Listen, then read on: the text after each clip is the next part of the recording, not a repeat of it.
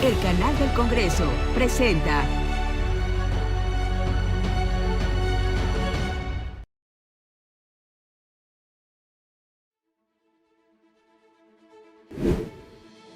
Qué gusto saludarlos nuevamente en Vértice Internacional, este programa que analiza el acontecer mundial y sus impactos para México.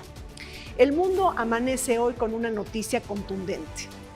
La victoria de Donald Trump, su regreso a la Casa Blanca con un mandato poderoso, definitivo y sin chistar. Esta contundencia que llamó la atención ayer después de haber ganado la presidencia, diferentes estados batalla, la carrera por el Senado y quien ahora aventaja en la Cámara de Representantes. Pero ¿qué significa una segunda presidencia de Trump para México y el mundo? ¿Qué datos, claves y sorpresas nos arrojó la noche de ayer? Les pido por favor que nos acompañen en una mesa de análisis con embajadores y académicos.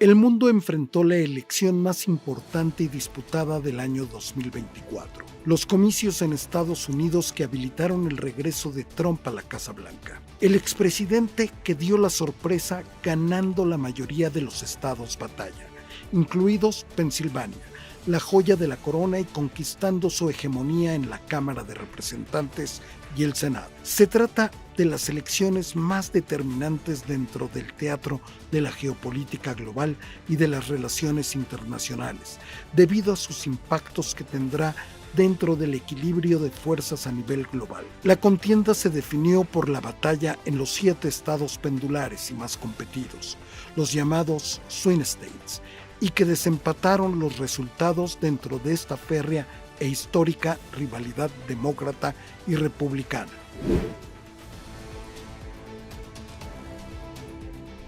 Después de una jornada frenética llena de imprevistos y muy esperada, Estados Unidos amanece con un nuevo próximo presidente, Donald Trump, y su regreso contundente a la Casa Blanca después de haber conquistado 277 votos del colegio electoral. Para hablar de este tema fascinante nos acompañan desde la antigua sede del Senado el embajador Eduardo Ibarrola, embajador eminente de México y profesor universitario. Bienvenido, Eduardo. Gracias por la invitación. Nos acompaña también Amy Glover. Ella es miembro de la Junta Directiva del Consejo Mexicano de Asuntos Internacionales, el COMEXI, y una experta en temas de la relación México-Estados Unidos. Bienvenida, Amy. Muchas gracias. Y nos acompaña la doctora Paz Consuelo Márquez Padilla. Ella fue directora del Centro de Investigaciones sobre América del Norte de la UNAM. Bienvenida, Paz Consuelo. Gracias. Eduardo, Trump regresa a la Casa Blanca con un mandato firme, contundente, claro, poderoso, definitivo. ¿Cuántas vidas tiene el señor Trump? Es decir, es el ave fénix que se reinventa una y otra vez después de sus cenizas. Bueno, eso que acabas de decir de ave fénix lo han comentado constantemente ahora en Estados Unidos, precisamente por un triunfo que es sorprendente por la cantidad de votos y el haber ganado además el voto popular y tener prácticamente ganado el Senado y la Cámara de Diputados, más las 11 gobernaturas que estaban en juego, quedaron prácticamente en manos republicanas, de manera que sí es una sorpresa en cierta forma, pero por otro lado también es importante ver que las elecciones se llevaron a cabo con calma, salvo algunas amenazas de bomba que fueron realmente ficticias, que no hubo absolutamente nada verídico en ello, y que hubo una afluencia de votantes que no tenían absolutamente ningún problema para emitir su voto, además de los votos que fueron y se emitieron con antelación. De manera que, pues sí, empieza un nuevo mandato de Donald Trump en enero, y habrá que ver, porque debemos reconocer que Trump es impredecible, de manera que entonces pues habrá que ver cómo se evolucionan estas cuestiones y su política. Impredecible e imparable. Amy, ¿qué vimos ayer en la jornada electoral en Estados Unidos? Nuevamente irrumpió el voto oculto, el voto secreto de Donald Trump, las encuestas se equivocan y no fue una competida ni tan histórica, reñida jornada electoral. Sí, digo, a lo mejor la única, la buena noticia es que por lo menos hoy sabemos el resultado, ¿no? Había esta cuestión de que a lo mejor tardaría y podría haber problemas en las calles, ¿no? Como que con esa incertidumbre, pero ya sabemos dónde estamos parados. Yo creo que sí es interesante que las encuestas otra vez fallaron. De hecho, habían otras teorías que más bien las mujeres iban a salir en masa y no querían decir a sus esposos que iban a votar por Kamala Harris, pero no. Si vemos, la mayoría de las mujeres blancas votaron por Donald Trump. 92% de las mujeres afroamericanas votaron por Kamala Harris. Entonces, creo que lo lamentable es que estas divisiones van a permanecer y a lo mejor agudizar con el discurso del presidente Trump. Consuelo, efectivamente, digo, como mujer, ¿cómo es posible que haya ganado Donald Trump con estos delitos graves, con sus escándalos sexuales, con sus indecencias, con su discurso del odio y sobre todo deshumanizador? Ni siquiera la justicia le toca las puertas con el asalto al Capitolio. ¿Qué reacción tuviste a primera vista de lo que pasó ayer? Para mí no debemos ver este caso aisladamente. Esto es parte de un movimiento del populismo que se está dando en el mundo. Entonces, hubo dos eventos fundamentales, que es la crisis del 2008 y la globalización. Estos dos hechos que en los pueblos la gente lo vio como un acuerdo de las élites políticas en que ya no se sentían representados. Entonces vemos que llegan gentes populistas, líderes populistas y que tienen un discurso que realmente escucharon a estos que estaban descontentos, al trabajador blanco, poco educado. Ellos se sentían que los demócratas no los estaban oyendo, que simplemente les estaban dando beneficio a las minorías y ellos, que es el grupo votante más importante, estaba siendo ignorado. Y Trump los escuchó. Trump dijo, vamos en contra de los tratados de libre comercio. Ellos estaban en contra de la globalización. Cuando ves encuestas, ellos están en contra de los tratados, hasta del mismo TECMEC o NAFTA, ¿no? Esta base de él, este 70% que era su base dura, estaba totalmente en contra de estos tratados y lo que vemos es que ahorita Trump ganó más gente, o sea, Trump tiene más votos, que es muy impresionante. En la elección del 2020, él añadió 15 millones de votos. O sea, ese no es, yo sabía cuando se fue Trump, pero no se fue el trumpismo, no se fue este descontento, esta base. Y lo que vemos ahorita es que muchos de los trabajadores que normalmente eran demócratas o de las minorías, pues ahorita también escucharon y les gusta el discurso fundamental de Trump, no como hace y las cosas que dice que están en contra, pero el discurso fundamental les gusta. Entonces, podemos decir que Trump no es un accidente de la historia, que es un fenómeno que tenemos que seguir estudiando de manera disciplinada y sostenida en el tiempo. Sin duda es un fenómeno, tiene un liderazgo impresionante y una capacidad de comunicación fuera de lo común.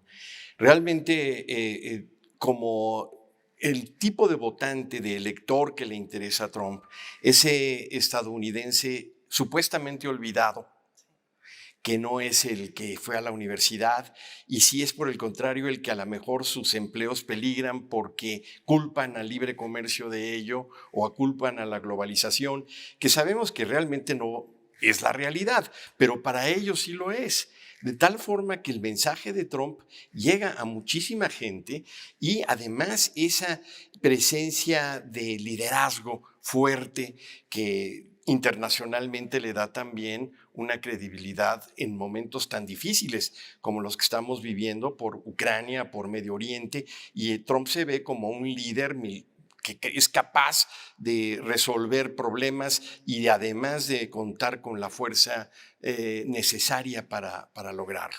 Habrá que ver, pero creo que ese liderazgo es inobjetable, es innegable. Ahora, Amy, ¿no le cuesta, es decir, no tiene una factura política Trump cuando dice que los haitianos se comen a los perros y a las mascotas? No hay ningún costo político cuando se denosta a los puertorriqueños. ¿Cómo viste este voto puertorriqueño de alguna manera en Pensilvania? Digo, Trump gana Pensilvania. ¿Qué pasó ahí con ese tema?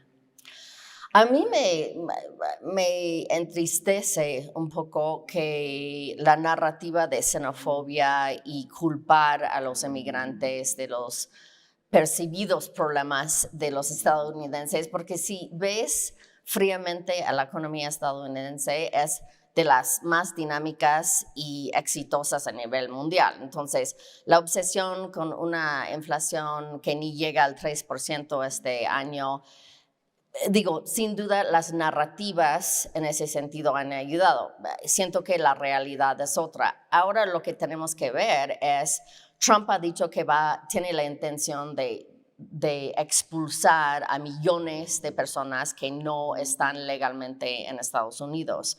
Entonces, ¿va a cumplir con eso? ¿Qué va a implicar? Él ha dicho que esa decisión va a ser sangrienta. Y eso es textualmente sus palabras. Entonces, me decepciona que las personas les preocupa tampoco su desprecio hacia las mujeres, su desprecio hacia las personas que vienen a Estados Unidos a aportar su trabajo. Es para mí muy triste que una narrativa de odio ganó. Claro. Pero bueno, también un delincuente convicto, Paz Consuelo, es decir, gana, se sale con la suya. Sí, así es impresionante qué tipo de líder carismático es. Me gustaría decirte, en relación a lo que me dijiste de las mujeres, lo que es muy interesante es que las mujeres en esta ocasión, en muchos estados, podían votar a favor del aborto. Por ejemplo, Arizona. Entonces, en Arizona las mujeres decían, yo voto a favor del aborto, pero voto por Trump. Y Trump, de alguna forma, había tratado de desligarse con las posiciones más extremas, ¿no? Entonces, esta posibilidad que se les dio a las mujeres no se les dio en el 2020. En el 2020 era clarísimo si estabas por los derechos reproductivos o no. Pero en este caso, el que había estas propuestas a nivel local, la gente podía manifestar, la mujer podía manifestar su apoyo a los derechos reproductivos y, sin embargo, apoyar a nivel nacional a Donald Trump. Claro. No, muy interesante el tema de las mujeres, pero tampoco logra captar el voto de la mujer blanca. Sí. No, perdón, o sea, sí, Trump sí, efectivamente, sí. Pero sí, sin embargo, no, el tema de la mujer afroamericana, ¿qué pasa con ese tema? No, sí, las afroamericanas también sí votaron por Kamala Harris, o sea, en gran mayoría. Sí. Entonces sí, pues se sienten, digamos, están un poco decepcionadas de que por primera vez veían una figura, ¿no?, a la que sus hijas podían aspirar y a ver con orgullo. Y pues no es el mismo caso la situación actual, ¿no? Entonces sí vemos que las mujeres no fue el motor que todo mundo, yo creo que eran los errores de las encuestas, y yo creo que en las encuestas han perdido validez porque la gente, yo notaba ayer mucho en las entrevistas de CNN que les daba como pena decir por quién votaban, les daba miedo decir por quién votaban, porque a lo mejor tú sabías, si me está entrevistando CNN, pues debo decir que voto por Kamala Harris, ¿no? Y si es Fox, pues debo decir que voté por Trump, ¿no? Entonces yo creo que la gente, a pesar de todo, hay una ley clásica en las elecciones de Estados Unidos que la gente vota por la bolsa.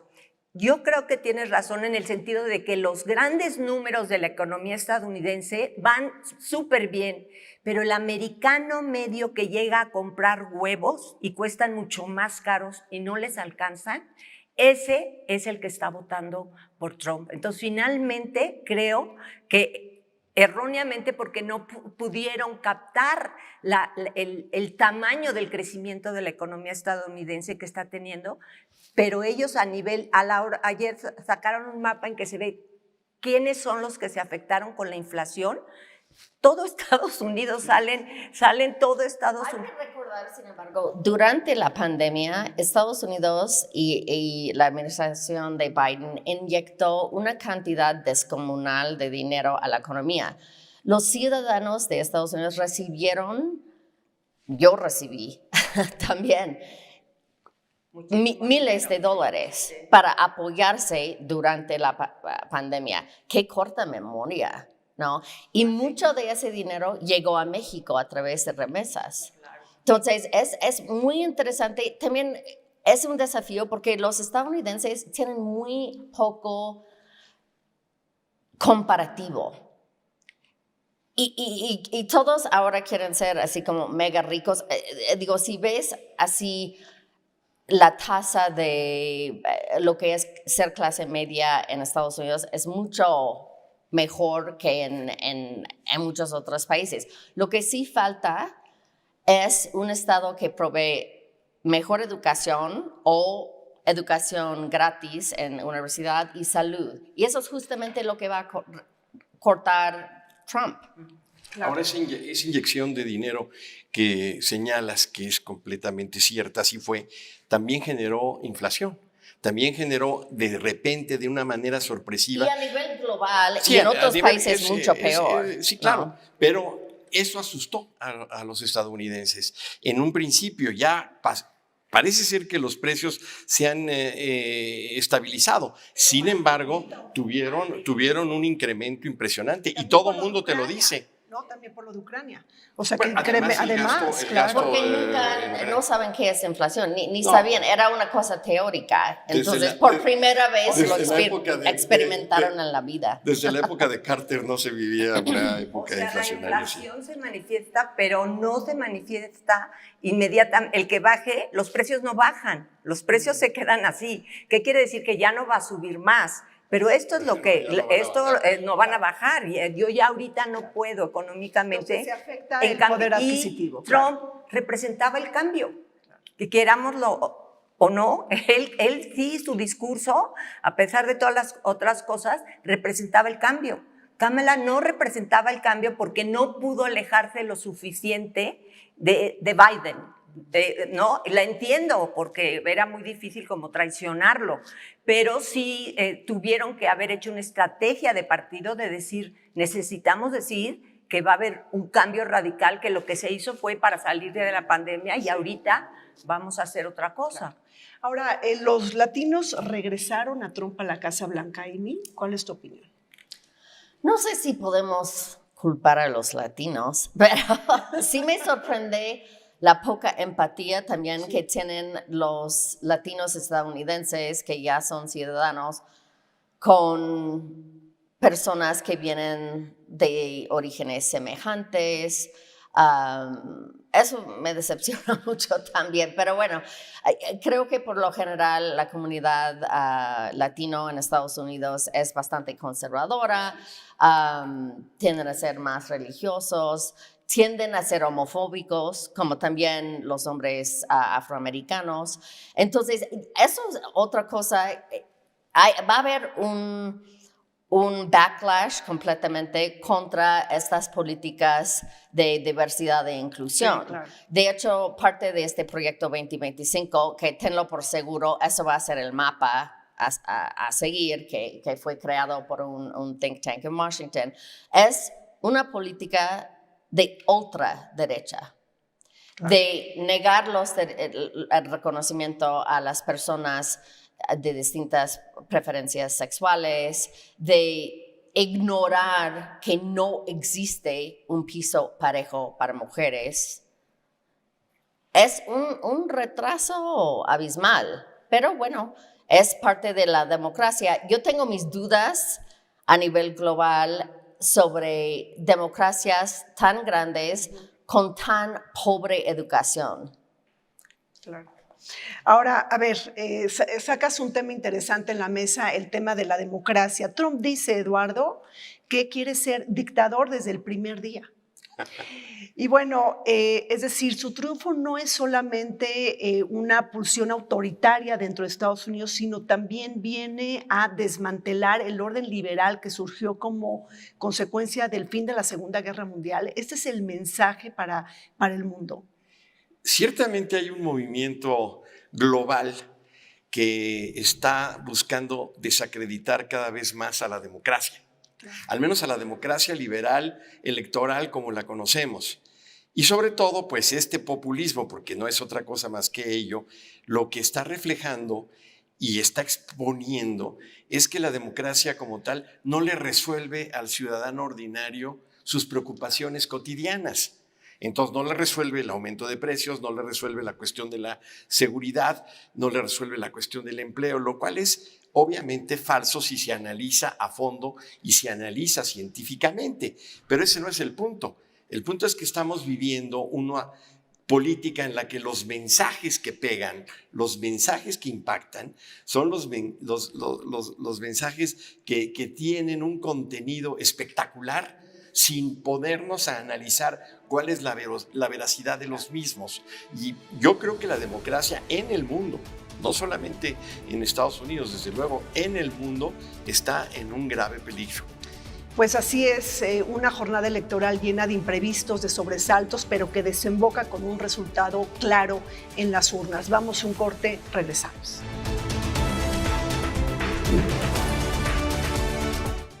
Tras una contienda reñida y divisiva, Donald Trump ha logrado un retorno histórico a la Casa Blanca como el segundo en ganar una elección presidencial no consecutiva y el primero en calidad de criminal convicto. Su campaña enfocada en la revitalización económica, seguridad fronteriza y en una política exterior más firme resonó profundamente en un electorado preocupado por la inflación y la percepción de desafíos internacionales, reconfigurando el mapa político de Estados Unidos. El resultado, no obstante, refleja un país dividido y anticipa un mandato cargado de tensiones internas y basado en la lealtad personal, pues el proceso adquiere un tinte aún más tenso con la sentencia en contra programada para el 26 de noviembre por el caso Hush Money.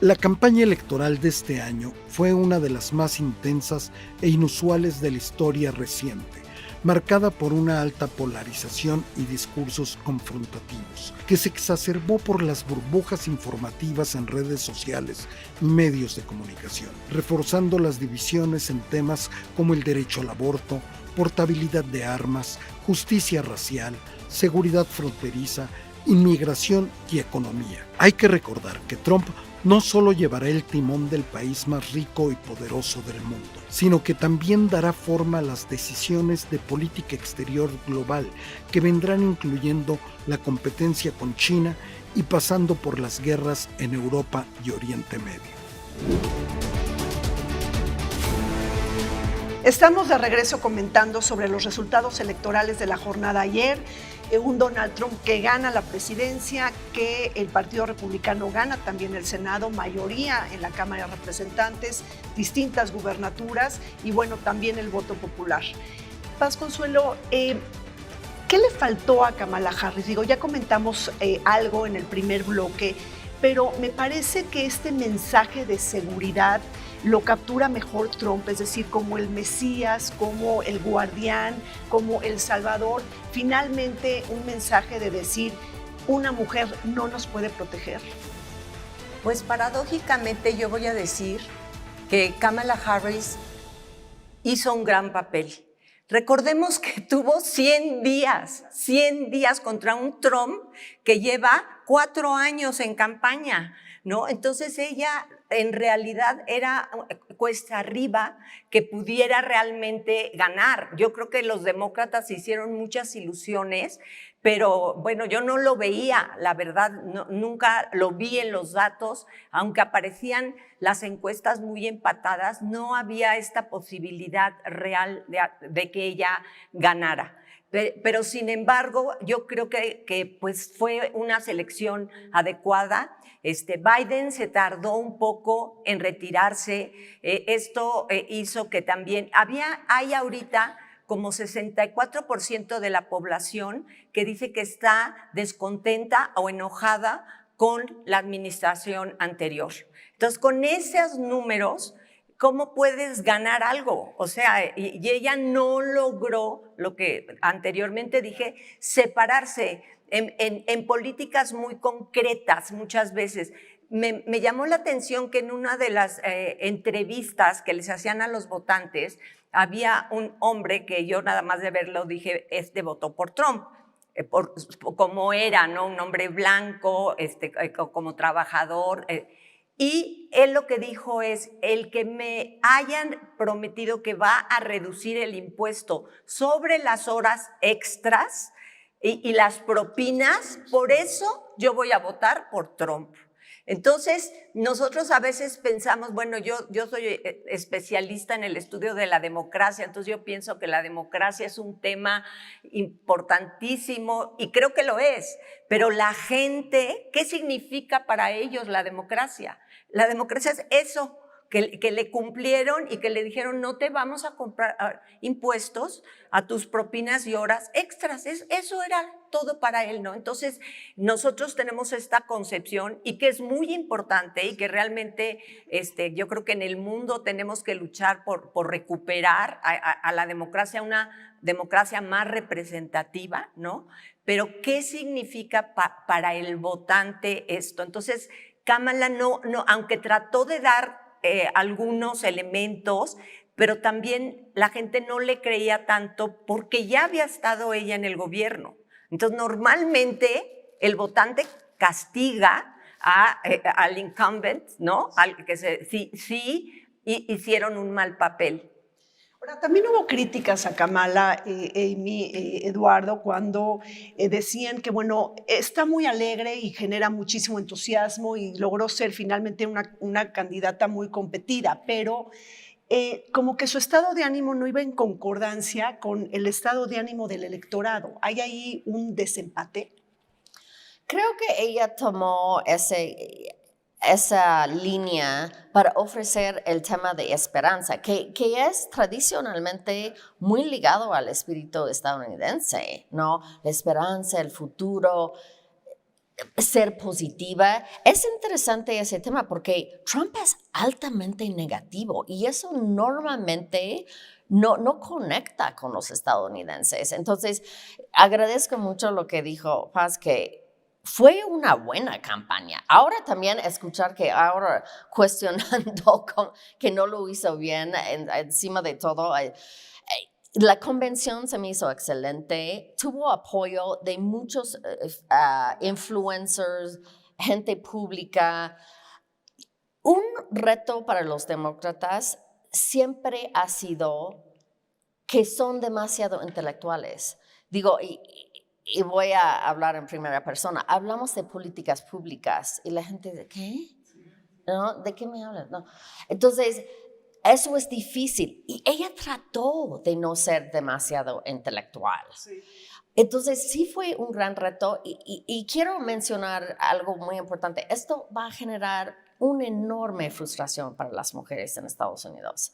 Haber visto a Hillary Clinton perder, y no solamente perder, haber ganado el voto popular, pero haber sido insultada de la manera que fue. Y ahora, otra vez, Kamala Harris, una mujer con unos credenciales increíbles versus un misógino que nada más burla de los demás, es muy frustrante.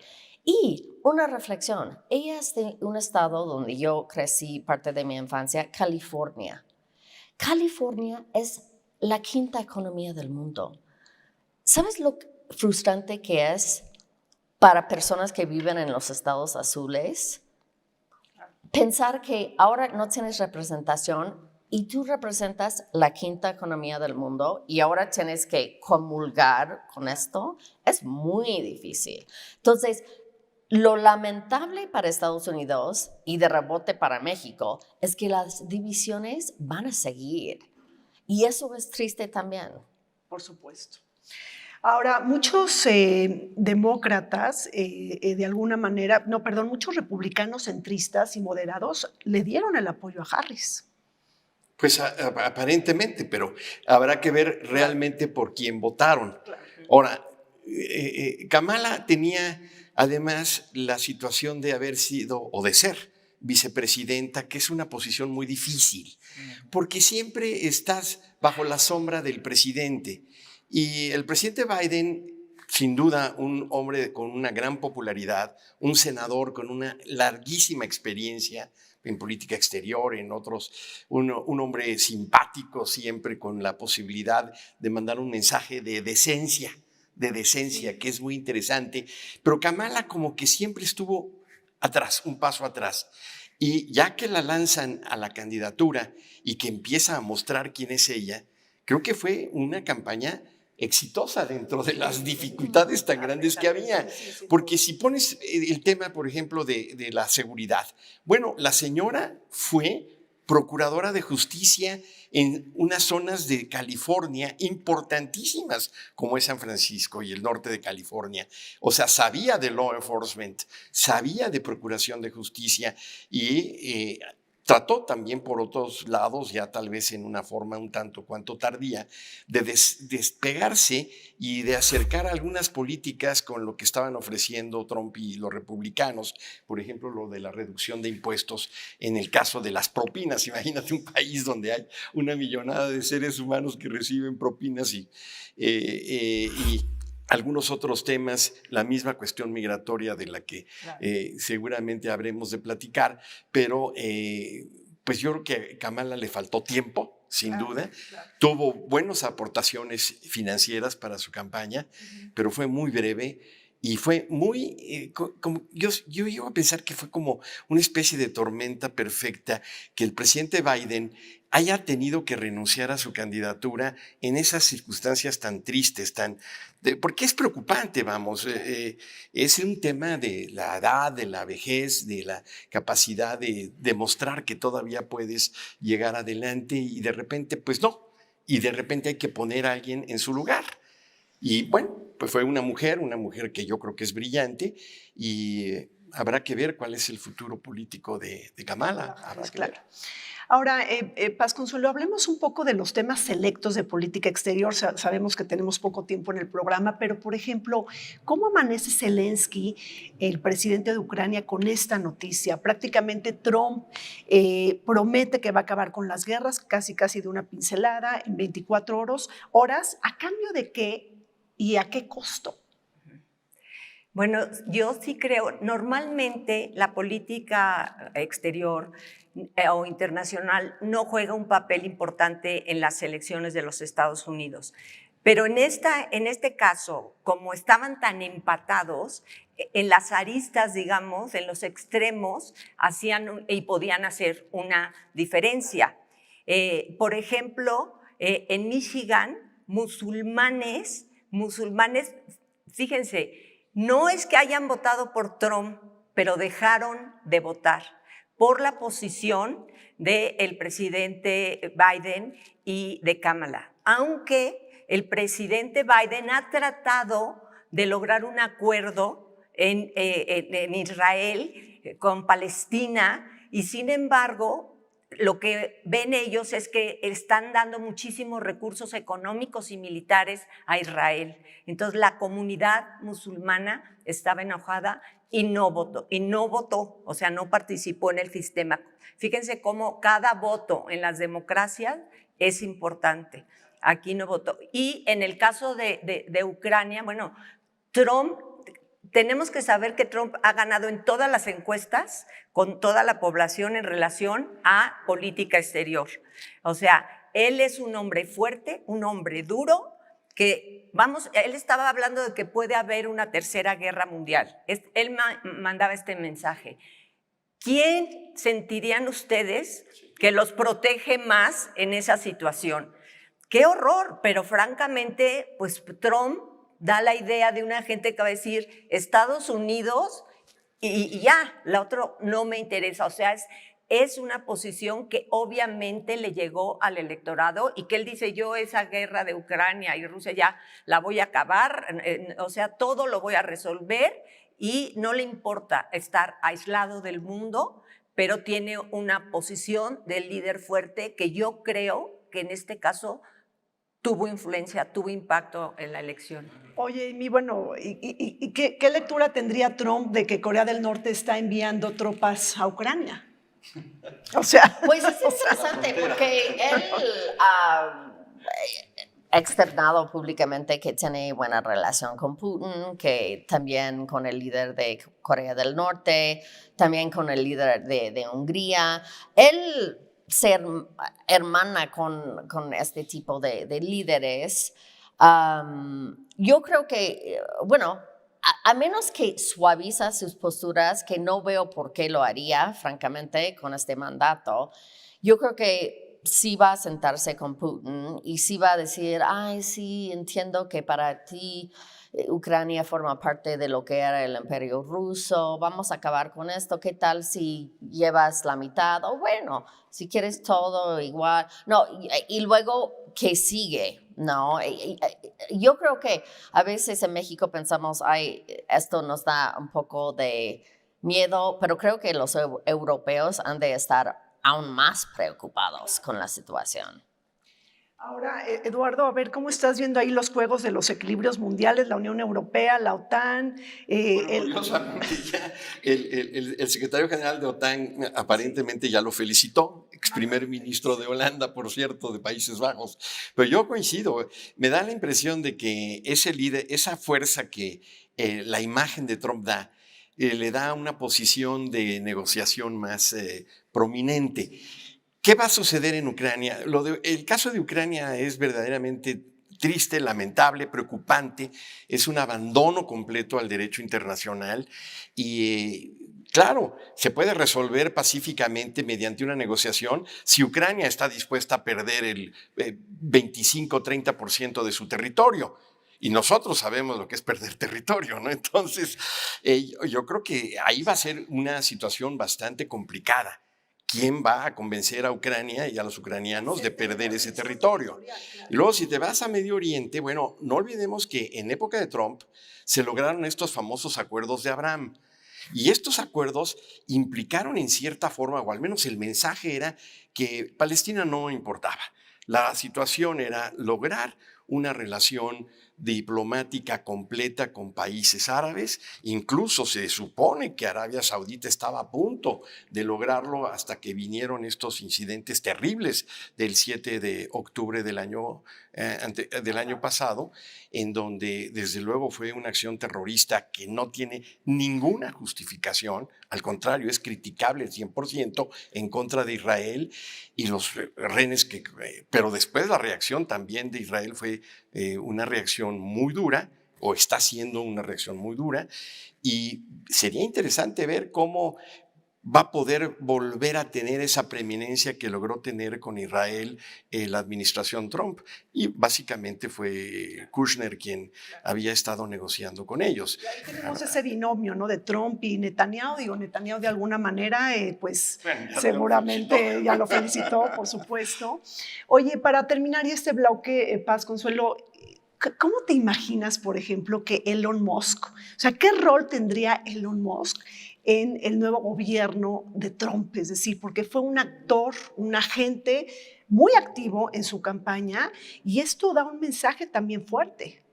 Bueno, siempre se hacen estudios a ver qué tanto el dinero modifica una elección, pero en este caso fue un descaro, digamos, porque él ya estaba en la campaña de Trump, promoviendo a Trump, gritando por Trump, y ofrece $1 millón por día en los estados péndulo, y muy bien sus abogados le aconsejaron y le dijeron que ellos que digan que ya se registraron para votar y solamente así pueden firmar, y que están apoyando la enmienda primera y segunda, o sea, la libertad de expresión y el portar armas. Entonces, legalmente trataron, aunque ya le han llamado la atención, y los federales, digamos, los profesionistas federales ya le están diciendo que obviamente no era tan legal el hacer eso, ¿no? Pero tuvo el dinero un efecto directo. Él tiene 200 millones de seguidores. Entonces, en realidad, sí nos damos cuenta que hubo un impacto. También él difundió muchas mentiras, como por ejemplo que en North Carolina no llegó el dinero del gobierno federal, y entonces también la gente, los encargados de electorales, le dijeron que no estuviera difundiendo mentiras cuando tiene ese impacto tan impresionante. Sí, la desinformación en redes sociales también hizo de las suyas en esta jornada electoral, y el mal uso de la inteligencia artificial. Hacemos un corte, regresamos. También conocidos como estados bisagra, los swing states fueron decisivos en la jornada electoral de ayer. Los 93 votos de Arizona, Carolina del Norte, Georgia, Michigan, Nevada, Pensilvania y Wisconsin, equivalentes al 17% del total, fueron disputados hasta el último momento, con diferenciales relativamente pequeños en los distritos suburbanos.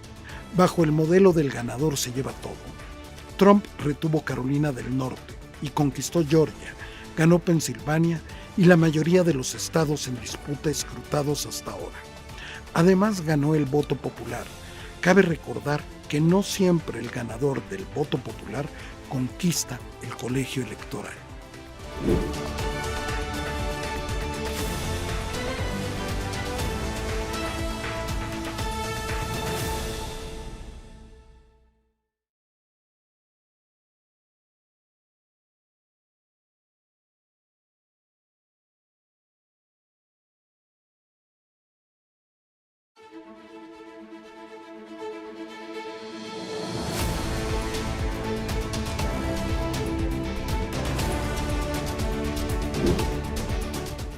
Los comicios en Estados Unidos exhibieron el tsunami demográfico por el que atraviesa el país más poderoso del planeta. En esta cita electoral se presentó el mayor número de latinos elegibles para votar, la primera minoría étnica de la Unión Americana, siendo los mexicanos el grupo de origen más grande entre los votantes elegibles y la diáspora más nutrida de México en el exterior. El destino político de Estados Unidos no solo se puso en juego con la celebración de estas elecciones, sino también el destino de la relación bilateral más importante de México. La seguridad, el estado de la economía y la migración dependen también de la toma de decisiones del país más poderoso del planeta y nuestra frontera más grande compartida.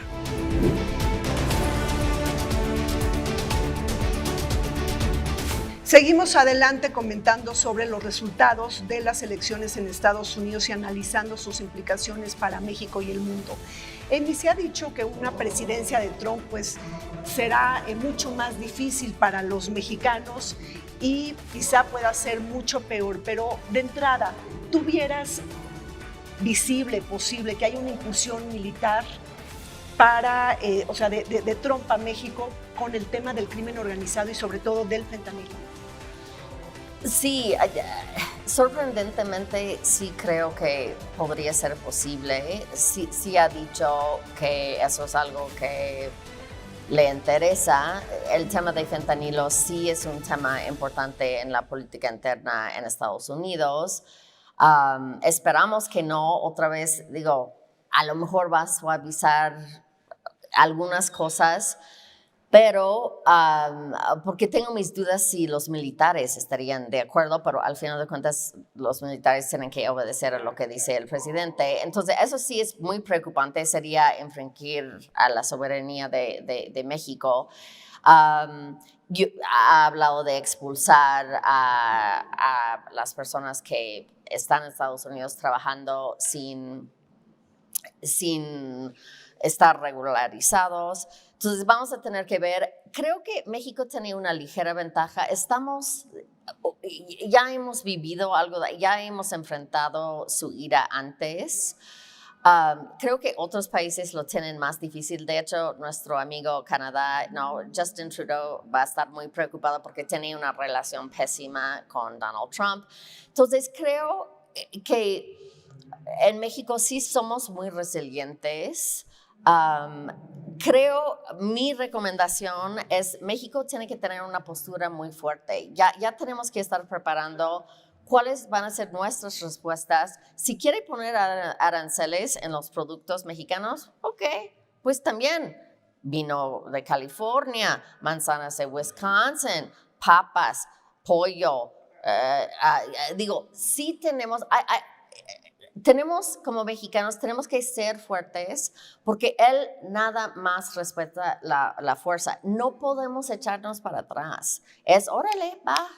No, confrontar también y decir, somos importantes y México es importante para Estados Unidos. Eduardo, ¿cómo estás viendo una guerra arancelaria? Es decir, ¿eso es lo que viene prácticamente, una renegociación del TEMEC o una revisión del TEMEC en 2026? Bueno, espero que no haya una guerra arancelaria. Esas guerras comerciales a nadie le convienen y lo estamos viviendo en la muy difícil relación de Estados Unidos con China. Y parte del problema pues, de la cuestión comercial de México es precisamente la cuestión de China. Es decir, los productos que se fabrican en México, pero que en realidad vienen de China y entran a Estados Unidos al amparo del Tratado México, Estados Unidos y Canadá. Entonces ahí lo que entra en juego son las reglas de origen. Bueno, vamos a ver qué productos realmente están producidos en México y cuáles están producidos en un tercer país, pero que pasan por México. Ahora, yo en lo personal creo que el equipo mexicano que está encargado de negociar ese tipo de temas, como son los acuerdos comerciales, son altamente profesionales y son suficientemente capaces para poder evitar que lleguemos a una guerra comercial. Ahora, ¿qué quiere, según lo ha anunciado el presidente, todavía no es electo, pero el presidente futuro, Trump? Pues lo que quiere es la cuestión migratoria, ¿no? Detener a las olas de migrantes irregulares que vía México entran a Estados Unidos. Y la cuestión del fentanilo. Y yo sí quiero aquí decir algo que comenté durante mi carrera todo el tiempo. México aplica sus leyes migratorias por un interés propio, no por hacerle el trabajo a Estados Unidos. México tiene un interés propio en que quienes entran a México sean migrantes que vienen realmente a hacer lo que dicen. Si son turistas, a hacer turismo. Si vienen a cuestiones médicas, a ello. Si vienen a trabajar, a ello. Y México es generoso en ese sentido. Pero México tampoco puede recibir a todos los migrantes irregulares del planeta, porque no son solamente de América. No son solamente de Centroamérica, vienen de todos lados del mundo, de África, de Asia, y que al no poder entrar a Estados Unidos, porque la puerta está cerrada y la va a cerrar más la administración Trump, se quedan en México y es un reto para México Y es una responsabilidad de México el atenderlos, cuidarlos, evitar que violen sus derechos humanos, evitar que sean víctimas del delito, y muchas veces pues la delincuencia organizada les ofrece que los pasa a Estados Unidos y llevan droga, y entonces ya mezclamos el tema del narcotráfico con migración, que siempre hemos tratado de evitarlo. Paz Consuelo, tus últimos comentarios en esta difícil relación México-Estados Unidos. ¿Qué posición tenemos que tomar los mexicanos? Bueno, los populistas son proteccionistas.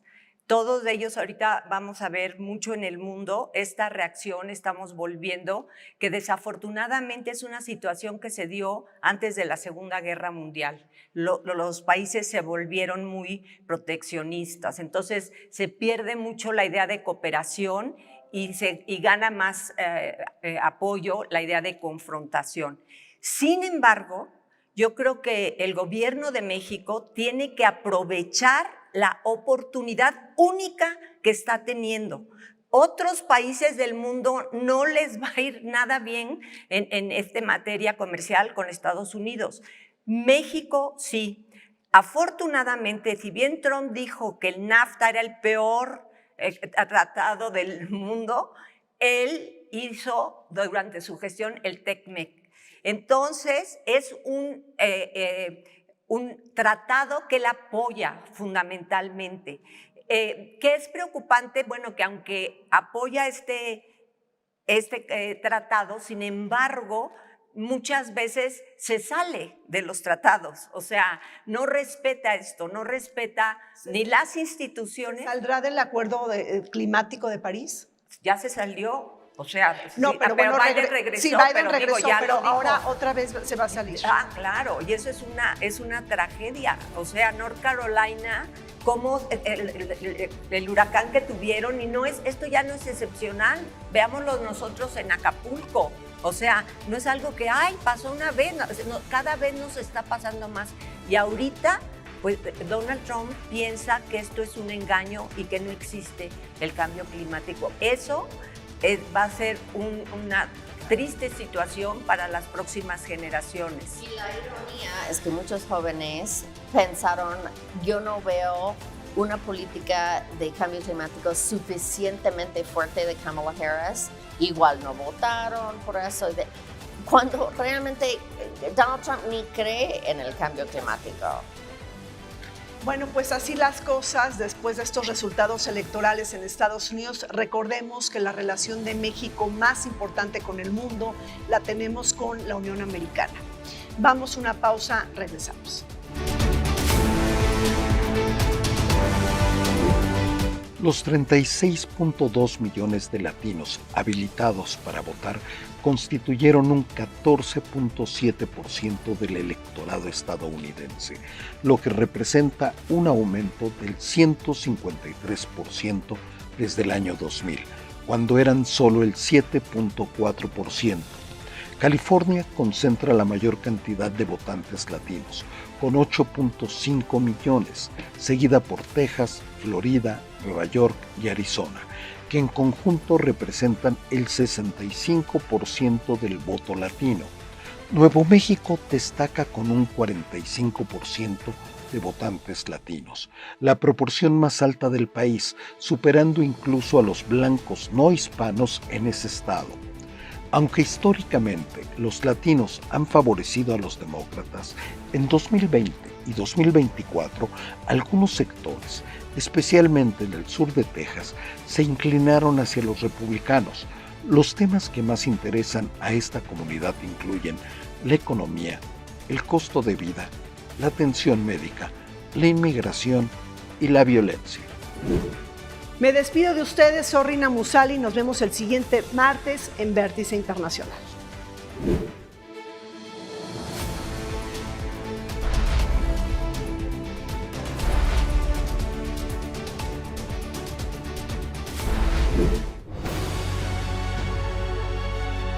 El Canal del Congreso presentó